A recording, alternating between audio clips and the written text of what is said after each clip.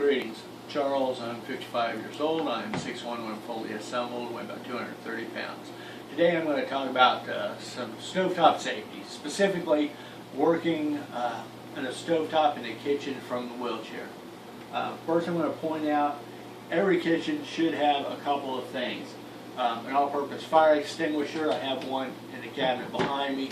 Down here you want to make sure you've got one that's in the correct date range and is all-purpose situational, handle for grease, fires, or electrical fires, or anything like that. Also, a handy thing to have is an open box of baking soda. That's really good if you have a stovetop fire. Typically, this will, you can just dump it on it and it'll knock out most fires.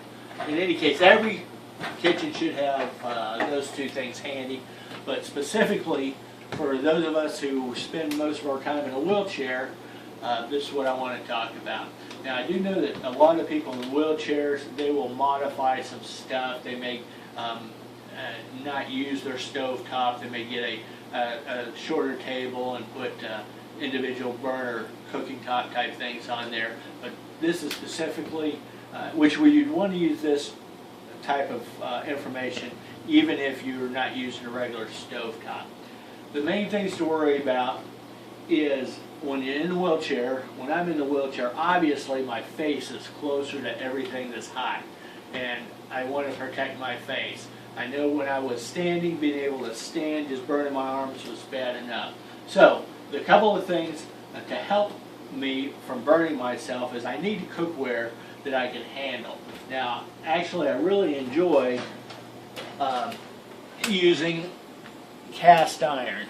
One of the problems with cast iron, it is extremely heavy. Since I've been in the wheelchair, this is very difficult to manage.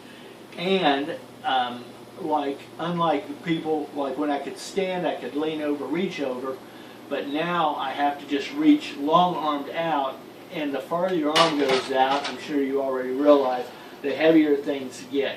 So at least for a period of time, I had to get some lighter cookware to work with. All right, now about protecting our faces. I don't have anything cooking here, I just have things set out for a demonstration. But you should do this always in any case. If you're frying stuff or have stuff cooking in a skillet and you got a spatula, you need to flip it over. I'm just using a piece of bologna here to show. If it was a hamburger or you had some fried chicken and some oil or some breaded chicken or anything, I always want to take and flip away from you. So the side that's towards you hits the pan first, the other side away from you hits the pan last. That is, if there's going to be any kind of grease splatter, it'll splatter away from you. As you can see, with my height and stuff, my face would be in a target range. If I did it the other way and had any splash, it would splash from somewhere between here, and my head's between that. Want to avoid that. So, want to be very careful with that. Tongs are very handy to have for moving things also. And you want to have appropriate tongs for the type of cookware you have.